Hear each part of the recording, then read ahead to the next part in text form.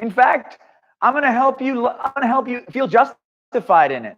When I say help you, he's just going to give you over. Let your mind think what it wants to think. There are vain imaginations that people are placing up in their minds. Vain imaginations, and God is not pleased with this. I'll tell you why God's not pleased.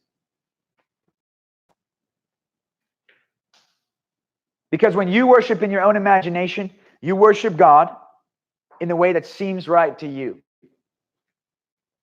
If you read the book of Deuteronomy, it says, you should know how you should serve the Lord and how you should not serve the Lord. You should know what the difference is. Just because you have the license to do something doesn't mean you have the license to not do something. Just because something says you should not do something doesn't mean you have the license to do something. This is what's called legalism. And you know what? People are touting it around like religion. I think religion's going to make a comeback. I'm going to say it like it is, because religion has to make a comeback. Now, I'm not talking about legalism. I'm talking about religion. You know what religion is? Constancy. Keep doing it. The Bible says, if you do not grow weary in doing what is good. Contrary to what people tell us. Oh, you're so religious. It's got to be one way for you. Yes, one way. I think it was, who was that? Oh yeah, Jesus, the Son of God, who said there is only one way.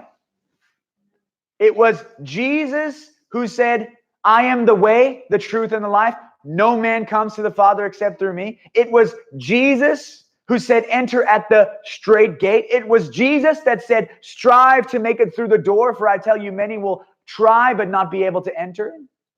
It was Jesus who said these words, and so Jesus said, you got to move. You got to do something about it. You got to push yourself. Why? Why did you say strive? If salvation is just, hey, one and done deal, then why do we have people at the bars thinking that they're going to go to heaven? It's because of your false doctrine. It's because of your bad wine. It's because of your intellectualism. It's very simple. Disobedient kids get punished. What's the argument? Go into any household where there's a legitimate parent and say, what happens if your kids are naughty? They get disciplined. Oh, I thought it was different. I mean, once a child, always a child. Go look at Korah's rebellion. What did they say to Moses? Moses, what's all this about? We're holy enough. Why are you still making us more holy? We're holy enough. God said, Moses, Aaron, get away from them. Tell everybody in Israel, get away from them. I'm about to strike them down. 24,000 people died that day. You understand what kind of God we're talking about here? You understand what kind of powerful delusion the sons of Korah were under? Korah and his following were under some supreme delusion. We're holy enough, they said. We're holy enough. Hey, holy enough is not good enough. Holy enough is not good enough. Romans 1,